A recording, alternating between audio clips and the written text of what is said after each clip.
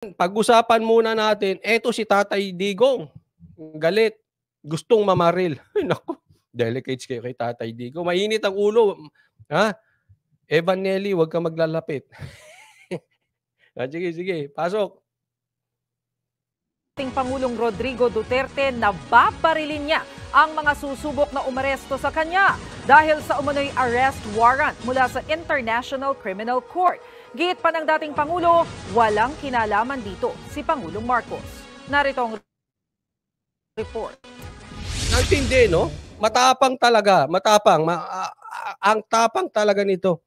Alam mo, yung edad niyang yan, makikipagbarilan pa. Naku, matindi ito si Tatay Di. Imagine inyo nung naku, hindi ko nga alam kung pwede ko ikwento rito, baka nakwento niya na eh. Kasi meron siyang kinwento sa akin. I'm not sure kung nakwento niya na, kaya hindi ko ikakwentong ng derechahan, baka delikado. Meron siya nakwento sa akin kasi nung nag-meet kami na nasabi niya, si Coach Oli po, taga San Beda rin. Ay, taga San Beda ka? Oo, nagkwento na siya about San Beda. Oo, hindi ko ikakwentong buo, delikado. Basta may binaril siya ron. Ay may inahan siya ron. Basta, imaginein mo. Kaya alam ko, hindi po bola-bola yung sinasabi niyang yan. Ready yan. Kung nung binatilyo siya, college,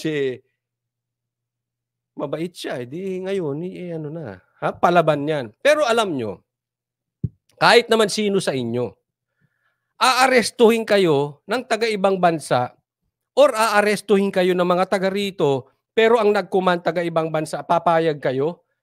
Wala silang jurisdiction sa Pilipinas. Nik-nik nyo. Hindi kami papahuling buhay. Magkakabarilan. Alam mo, tama si Tatay Digong. Hindi po pagmamayabang yan. Hindi po illegal yan. Sila po ang illegal. Kaya may karapatan silang pumalag. At pag napatay kayo, pasensya kayo. Bakit? Mautak to si Tatay Digong. Bakit? Self-defense yan eh. Illegal yung ginagawa nyo. Oh, illegal yan. Ba't ka manghuhuli? Asan ang jurisdiction nyo?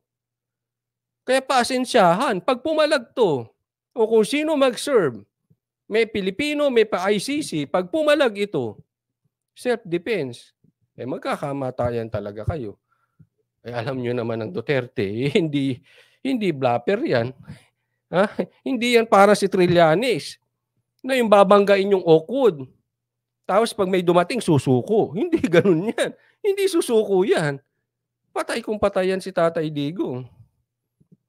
Si dating Pangulong Rodrigo Duterte na mismo ang nagsabi, hindi siya magpapahuli ng buhay sa International Criminal Court. Naluto talaga ako. Sabi dito, alahanin nyo may license ang lahat ng baril ni Tatay Digong. Oo naman, palagay ko naman. Kung kami may lisensya si Tatay Digong pa, pambira naman. Ano ba naman? Siyempre, di ba? Oo. Ano yan? Tatandaan natin, abogado yan. Magaling gumalaw yan within the legal.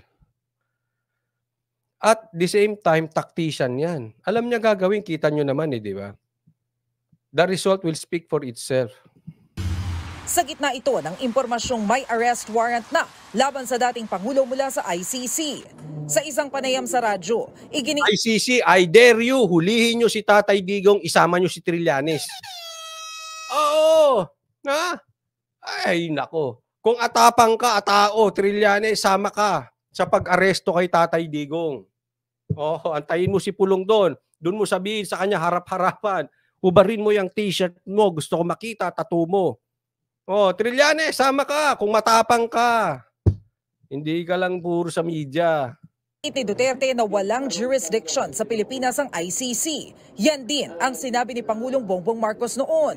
They do not have the jurisdiction over the case. Walang pakialam ang ICC sa akin.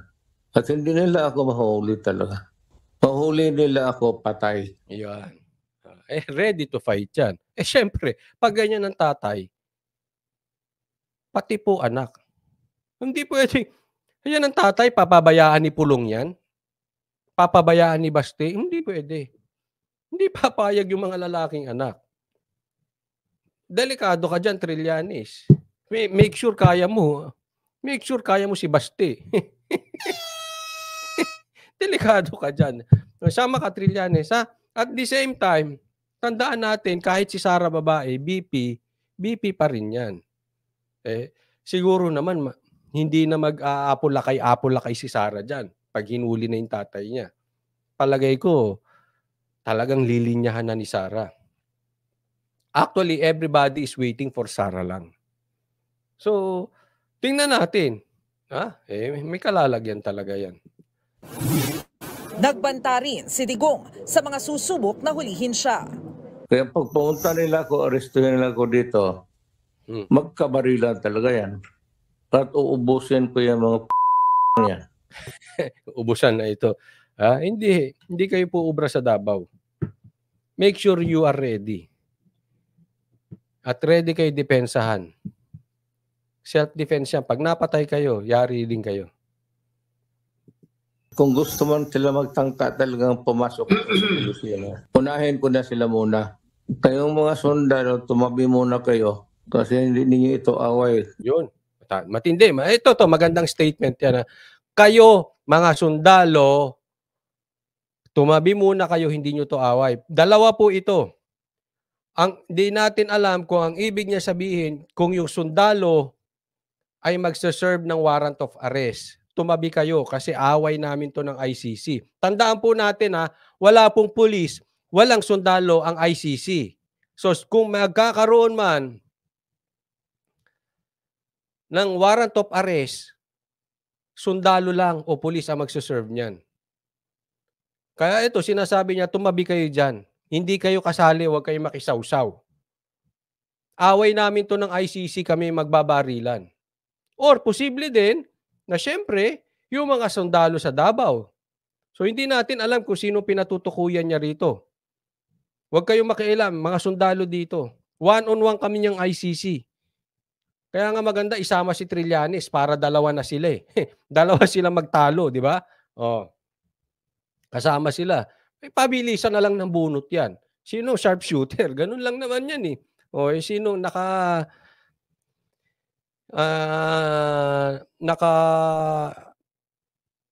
yung kanilang baril ay nasa kondisyon, di ba? Kung one-on-one yan. But definitely, walang sundalo o pulis ang ICC. In short, posibleng sila yung pinapatamaan dito. Sundalo, tumabi kayo dyan. Or else, madadamay kayo dyan. Huwag nyo isi-serve yan. Hayaan nyo sila mag-serve. Magbabari lang kami. Yung statement na yan ay parang ganun. Naniniwala naman si Duterte na walang kinalaman si Pangulong Marcos sa umano'y arrest warrant sa kanya. Sa katunayan, hindi niya raw kailangan ang tulong ng Pangulo. Let me be very clear on this also. Mr. Marcos has nothing to do with the ICC. As a matter of fact, I am not asking for his help. He was the one who asked the ICC to come get it. Yan naman. Matapang talaga. Mr. Marcos, hindi niya kailangan ng tulong mo patungkol sa ICC. Yan, maliwanag po yan. Kasi marami nagsasabi na kaya daw binanata ni Tatay Digong si Marcos ng bangag kasi parang ito ay warning about ICC. Hindi po. Yung sinabi niyang yon, ang kinagalit talaga ni Tatay Digong ang leche na PI na yan, ni Tambaluslos. Diyan galit si Tatay Digong. Narinig nyo naman, nauna yung interview sa amin bago sa Davao. At nakita ninyo kung gaano galit na galit si Tatay Digong dyan sa PI na yan. At bukod pa ron, off-cam, may mga kwento pa sa amin si Tatay Digong na patungkol sa PI. Kaya alam namin lalabas tong bangag issue na akala lang namin matagal pa inilabas agad. Kasi naikwento na nga. So, hindi po ginawa yung bangag issue na yan dahil sa ICC. Hindi po, maliwanag. Si Tatay Digong hindi humihingi, hindi kailangan ng tulong ni Marcos nyo patungkol sa ICC. Napakaliwanag po niyan. Okay, maliwanag na maliwanag po yan. Ang tanong, hindi raw involved si tatay, ay hindi raw involved si Marcos. Hindi raw siya yung nag-invite, hindi daw siya yung humingi na imbestigahan siya ng ICC. Eto, hindi po sa nagbibintang tayo, ha? Hindi po tayo nagbibintang. Ako yung magtatanong lang. Kasi hindi ko to na itanong sa inyo, Tatay Digong, nung interview. Baka si paluin nung kamay ni Banet ba yung kamay ko eh. Kasi gusto ko itanong. Kasi nabanggit niya rin to. Kung hindi involved sa ICC si Marcos, si Lisa kaya at saka si Tamba involved? Hindi. Hindi po tayo nagbibintang, ha? That is an honest question. Sino ang nasa likod nitong ICC? I mean, I really don't believe na mag-isa lang si Trilling dyan. Dog without bite yun eh. Kahol lang yun. Ganun lang yun. Kung hindi involved si Marcos, sino? Tanong lang po hindi ko po pinagbibintangan si Lisa. Hindi ko rin po pinagbibintangan Tatay Digong si Tambaluslos. Ba't sino? Kayo ba'y naniniwala na si Trillanes lang yan? Ay, ewan ko sa inyo. Ako hindi ako naniniwala si Trillanes. Walang backup si Trillanes? Hindi rin. Hindi rin. Ewan ko ba? Maaring mali ako. Pero hindi rin. Anong kapangyarihan ni Trillanes? Yung ICC na yan, patuloy, umiikot dire-diretso. Walang hinto. Kung hindi involved si Marcos, then sino? Tanong lang po yung Tatay Digong, huwag kayong magagalit sa akin.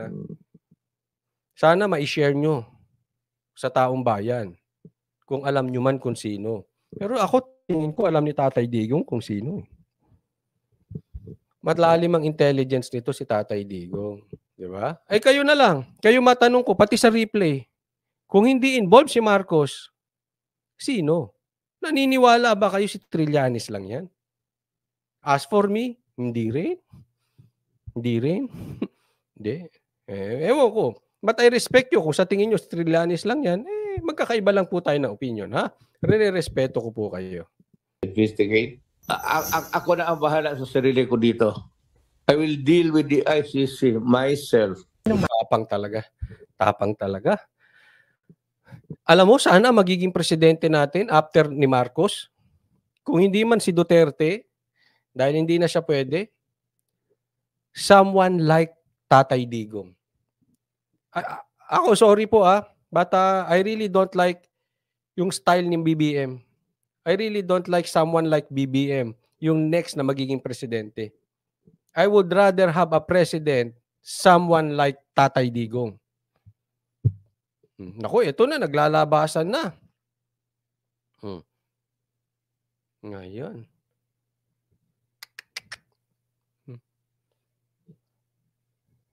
Di ba? Someone like you. 2028, we need ako. Kung may susuportahan man ako, I really want someone like Tatay Digong. Yung puhulihin ng ICC. Nang tanungin naman ang Assisting Counsel to the ICC na si Attorney Cristina Conti, maaari naman daw maglabas ng arrest warrant ang ICC.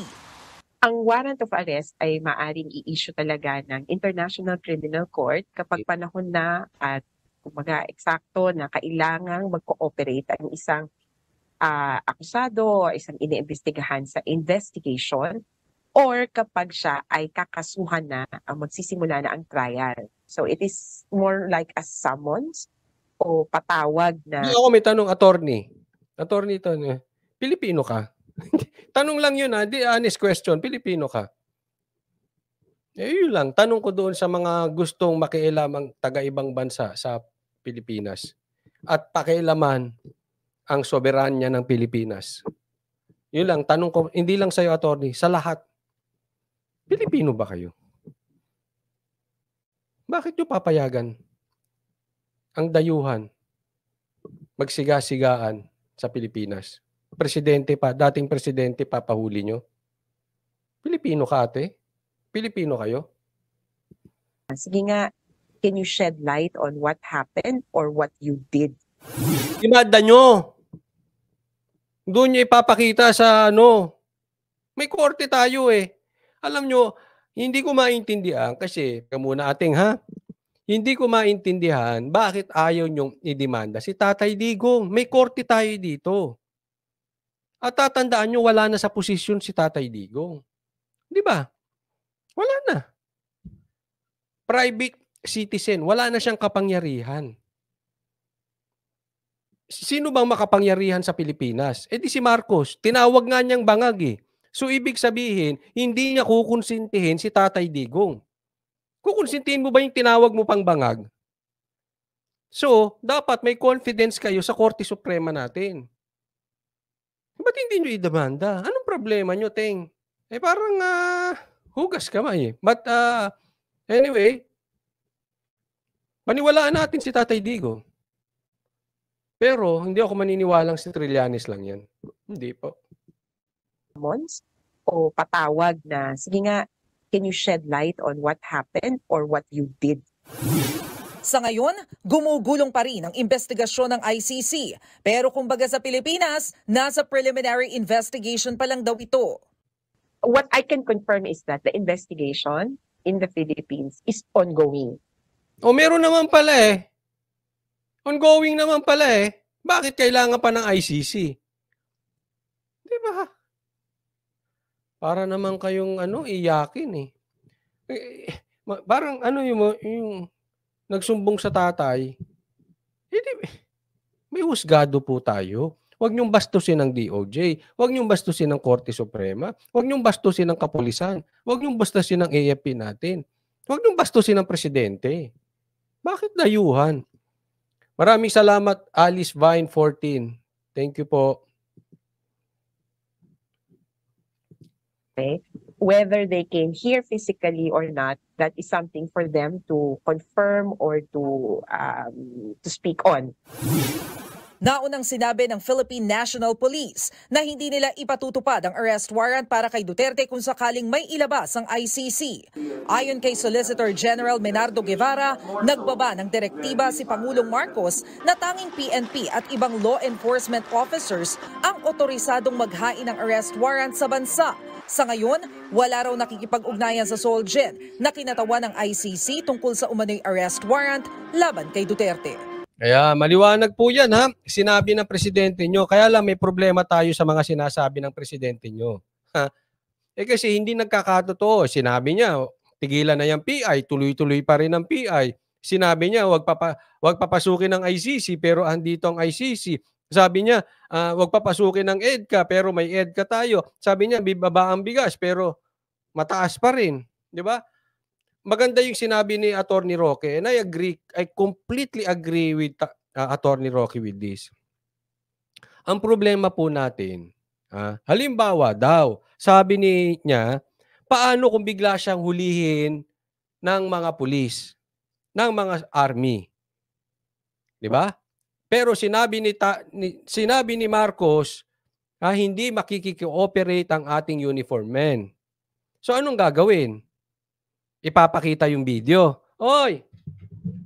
Oh, ito video ni Marcos nyo. Oh, ito. Ito video. Wag nyo raw ako hulihin. Hindi raw makikialam ang AFP, hindi raw makikialam ang pulis. Oh, pakinggan nyo. Video galing sa mainstream media. Ganon. Kaya nga sabi ni Attorney Roque, nagkakaproblema tayo sa mga statement ni Marcos nyo. Nagkakaproblema tayo sa mga pangako. Kaya nga dapat yan sinusulat. Isulat nyo. Marcos, ano ba? Ang dami mong sekretary. Ganito lang yan. Alam ko yan kasi. Nung bata ako, ganyan. Laging magkakausap si daddy. Tapos tatawag niya. Sulat mo lang. May sekretary naman yan. Sulat mo. Tapos. Sulat. Pirmaan mo. Padala mo kay Tatay Digong. Eto, sabi ng presidente nyo. Wag daw kayo makialam. Pakita rin sa media. Para yung walang lusot si Marcos din sa ibang banda. Kasi minsan nakakalusot eh. Yung pangakong 20 pesos na bigas, anong sabi ngayon? Pangarap na lang. Di ba? O yung EDCA, anong nangyari? Parang naglahong bula. Maliwanag ka, sinukalingan niya sa EDCA. Sinabi sa kampanya, hindi pa papasukin ng mga Amerikano. Pasok na pasok sa EDCA. Ang dami na namang mistisong kalalabasan dyan. No, marami tayong basketball player na lalabas after 20 years. Di ba? So, isulat mo, Marcos. Hindi. Alam mo, kahit itanong mo, di ba abogado si Lisa? Tanong mo sa mga abogado na lang kung ayaw mo kay Lisa. Sa mga abogado, lahat ng bagay nakasulat. Hindi pwede nga dakdak. Yes. Ang dakdak can be considered as an oral contract, no? Verbal contract. Pero mas maganda pa rin nakasulat.